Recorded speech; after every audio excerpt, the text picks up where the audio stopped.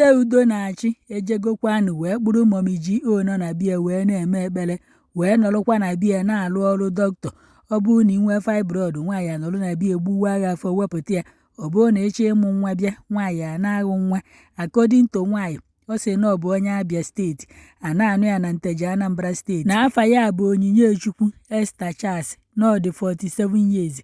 Ndị udo na-achị wee na-ajụ ya na ọ gụrụ akwụkwọ dọkịta kpatalụ o ji ana mmadụ nwa ma na-egbuwa ndị mmadụ afọ.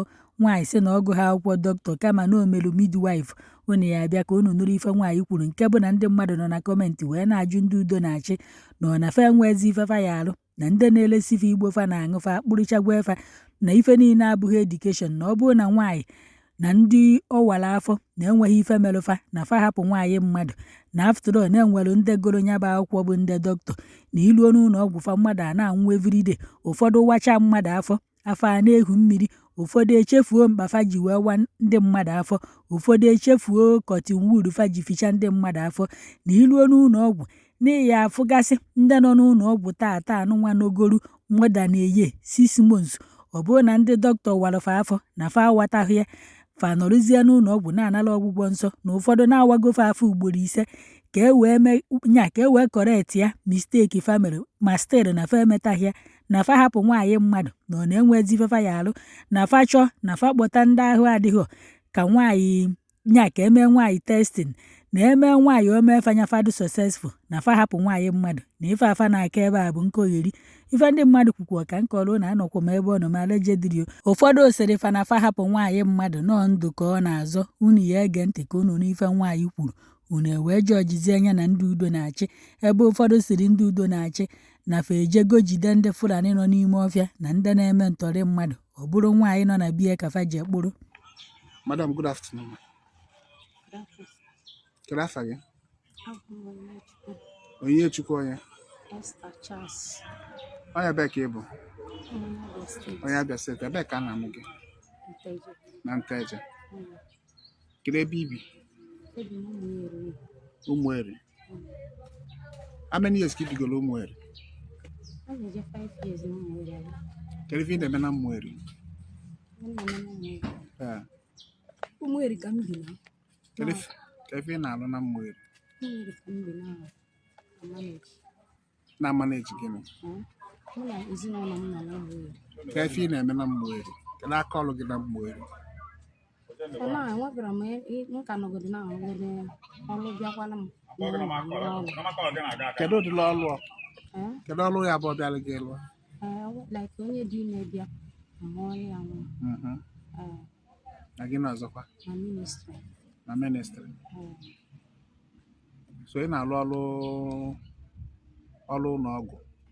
Into medical practice and the ministry. For now, I can go to na bem can no. I come no we go a particular place or my own now. No ministry and kai ko bia Ụmụeri. Na do to onye arụ na-adịrị ike ọ bịa kwutezi nsi m nyere ya aka nyere ya aka. Okay. Kedu ụdị anyamaka ị na-emele ị na-enyere ndị mmadụ na-arụ adịrọ ndị ahụ mmadụ arụ adịrọ? Onye bịa ka nyere ya aka m ọ dipendịrị ụdị problem onye ahụ ji wee bịa na dịka onye arụ na-adịrọ ma ọ gị na bịakwute m si m biko m nyere ya m nwere ike nyere ya aka. If it is what I can be able to handle, nyere ya aka. Ọ bụ na mama mmenwe ya dị na mgbe ya na mama mmenwe. Okay. Nya ka m na-ajụ kedu ụdịrị arụ ị na-handle si? Ị na-eme maternity? Ị na-emekwa operation? O depend ụdị operation ọ bụrụ operation niile. Okay. Kedu ụdị operation ị na-emegasị? Little experience ya ka nwere. Onwego onye nwụrụ na ya facility ebe ahụ ị na-eme? Onwego onye treat si ya imesịrị operation na ọnwụrụ? Onwere onye m treat na operation na ọnwụrụ. Mmadụ one ka imegoro operation dị successful? 5 people. Mmadụ 5 ka ime operation ọ dị successful? Gasịa successful? Yes. Gwọọlụ m those people? Eriwa m ọnụ. Eliwa m ọnụ? Nwunye m ọnụ ngene. Nwunye ejimọva ọnụ ngene? 2. Nwunye akụ Jizọs na ọkụzụ. Nwunye akụ Jizọs na ọkụzụ 3. Ụlọ ọma Nteje. Ụlọ ọma Nteje 4. Then ejima polisi nwunye ya. Nwunye ejima polisi ọ bụrụ 5. Ị nwere ike ịgụba m ụdị operation ime efa? Nke mbụ na o nwere ndị nwere fibroid mmadụ among 5 them. a mmadụ 5 ego na Among them nwere ndị nwere fibroid. madam calm down ị mesịrị ndị a successful operation ife nji wee na-ajụ gị kedu ụdị operation ị mere ka bụ ka go and verify ka anyị dị sure na ife ị na-emedolu gị anya Yes. so onye nke Nke nwunye eluwa m ọnụ kedu ụdị operation ị mere ya tumor ulcer. tumor ulcer Eh, kedu ka isi mee ya tumor ulcer emere ya a na-emere ya operation. ị kawali afọ Mba. idewali ya ka ebe isi wee mee ya Never. Na inside his ka ebe isi manya aka na through the eye ka esi wee wepụta ya. okay Eh, onye nke abụọ Ifeọma Nteje ọ bụrụ ife ọma. Ụlọọma. Ụlọọma Nteje Yes. kedu ụdị operation ị mere ya fibroid Yes. ịkawali afọ wee mee fibroid Yes. stitch kwa Yes. ụba kedu onye nke ịtọ Nke ịtọ bụ nwunye Akụ Jizọs. nwunye Akụ Jizọs kedu ụdị nke ị mere ya The same fibroid. nwunye onye polisi Nwunye onye polisi bụ the same fibroid ka ọ bịa. ka ị mekwala ya kedu onye nke ịtọ nwunye Ejimọfọ ọnụ Nwunye onye nke Ejimọfọ ise Ọnụngene onye nke ise. kedu ụdị nke ị mere ya That tumor ulcer bụ ihe na-enye tumor nsogbu. ulcer Yes. kedu ka isi wee mee ya The same way eji mee eruwa m ọnụ. ịmanyekwala aka n'arụ ọ na-arụ nwaanyị ka isi wee manye aka ka ọ nọ Saa na ọ na-arụ nwaanyị ka esi wee mee ya operation. Ewepụtara ya the thing. Etinye ya aka ewepụta ya. Nwere ọgwụ a na-enye. and ọ gasị successful Everything is successful. All of them they will testify it. mmadụ ọ na-enwugo since iji omebe this practice O nwere onye nwụrụ na be m. how many years ka ibido ụmụelu Eh? how many years ka Yeah, 5 years now. so for that 5 years ibido mebe this thing treat ndị mmadụ onwebere ya nwụrụ O nwere onye nwụrụ na be m na operation. okay. O nwere onye nwụrụ na be m na operation. kedu maka one Chinedu mesịrị operation mesịa nwụọ Chinedu emesịrị operation nwa. Chinedu is successful. The whole parents, everybody were there okay. and confirm it now. Everything. Even onye nwa jikwa aka ya jee kpuo onwe ya isi. Jee after atọchagoro ya nwayọọ nweta onwe ya jee kpuo isi ya wee nata. that Chinedu ịgụnyere na ndị nke ego mmadụ ise kedu ụdị operation ime Chinedu kedu ụdị operation ime Chinedu Chinedu bụ something na ya ebe a. Iwe na ya ebe a. So that thing o go so many places are confirm on ya. O werekwe the scanning Kedu afa from the thing? here down ya wee bịa. The thing just dey ka boil ịmara here. okay. Are you getting? So emezie your operation. ịwali afọ ego mmadụ ise kedu ụdị operation ime Chinedu kedu ụdị operation ime Chinedu Chinedu bụ something na ya ebe a. Iwe na ya ebe a. So that thing o go so many places are confirm on ya. O werekwe the scanning Kedu afa the from thing? here down ya wee bịa. The thing just dey ka boil ịmara here.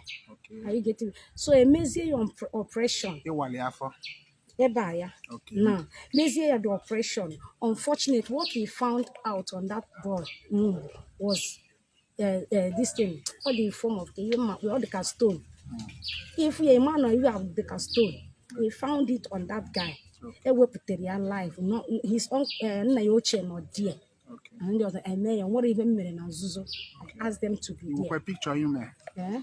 the thing na Na ada Chinedu. Uncle ya bụ onye vidoro the thing. Na nna ya ochie because ihe njisi ha nọrọ there bụ in case ọ bụ na onwe ya mere let them bear me witness. okay. So they were there. okay. Everything so was mana Chinedu successful. mesịrị nwụọ after a few days imesịrị No. Chinedu was alive. Not after a month interval. Ka nna abata mụ abatara. Chinedu was complaining according to the mother and the uncle. N'ọfụrụ ebe a na-afọgbu ebune. A na-egbu ebune. na nlọ This is as known as fear, according to the mom, Okay. as known as fear physical. okay. The aunt not there, everybody were there. So now complain now for webinars. This is something like maybe all spiritual thing according to them. okay. And not a mention of Fandi Beva, 4 people ka that boy, according to them, as no one now, one from mother no. He Before. was mentioning that name. See, never, na one for Hana call table. The mom now, Kedebo for a bune. Ebe ki na afu na na-akpọ ha afa. So before that boy snap and die. that Chinedu bụ onye ebe That Onye Chinedu- ọba. onye ọba Yes. and they located you here na Mmụeri okay. ị na-emekwa operation amagokwa maka go bụ ndị mmadụ o nwere another case of a child imesịrị surgery ha nọsịa na nke gị after that day fanawa that same day fana na nke gị the child nwụọ nke a ka meleme Mụnwa, ee not me. ka m chetakwala gị ihe ị ga-eji wee cheta onye nka mebi na ịmabe na ọnwụgo ị mesịrị gị ya operation mara ma ọ ya nye ka imere child so mami ya chọrọ ịnapụta papa ya ego dịka ka informations wee bịala anyị fa wee nọdụgodu na nke gị wee chebezie after some days papa ya wee gbalite ego ya wee bịaza wee the woman wee bịa satụzie gị Ọ bụrụ eziokwu. ọ bụrụ eziokwu Ọ bụrụ eziokwu. okay that practice ị na-emesi ndị mmadụ operation ma nke ị na-awa afọ ma nke isi ike wepụta nke anụ arụ nwaanyị ewepụta n'ime arụ nwaanyị ewepụta kedu your qualification kedu akwụkwọ authorize gị ime such practice Ịgwa gị eziokwu enwero m akwụkwọ. ije medical school Yes, ejere m medical school na ya here nursing and midwifery na Nigeria no Charlie Connaught Hospital Sierra Leone Yeah. nursing and midwifery yeah membership certificate. Yes. okay So in terms of qualification, so na Connaught a ka ị mụrụ na ọrụ Canon Hospital, ị mụrụ ọrụ yes, in Freetown. okay Yes.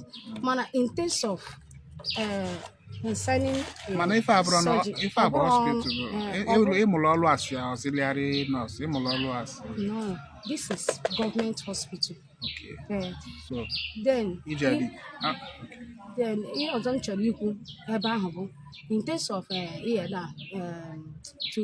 to be a doctor or whatever, I am not qualified to be a doctor.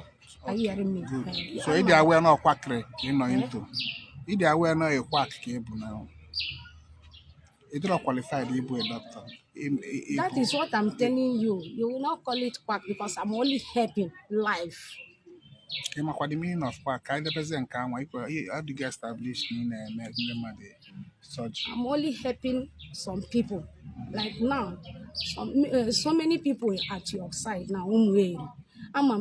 Ha gbara bịa to me. When I see them, o nwere onye m ga-afụ ọnọdụ ya o wute m. Ọ bụrụ ihe m that's na-emewu so many people anwa ọ esi m bụrụ- na ọsọsọ mmadụ ise ga-enọ ntị akwa n'okwu ka m na-agwa ọ gị. nke Chinedu mezili esis ajụbaziri gị nke Chinedu ihe omeni bụ na mmadụ isii no ịkpọrọ nụ Chinedu 5 ka ọ dị bụ na Nwunye Akụ, ụlọ ọma, aha eriwa ama ọnụ, aha nwunye nwa ọnụ ngere aha na Chinedu, nwunye onye polisi nwunye onye That is polisi. six. That is 6. Thank you.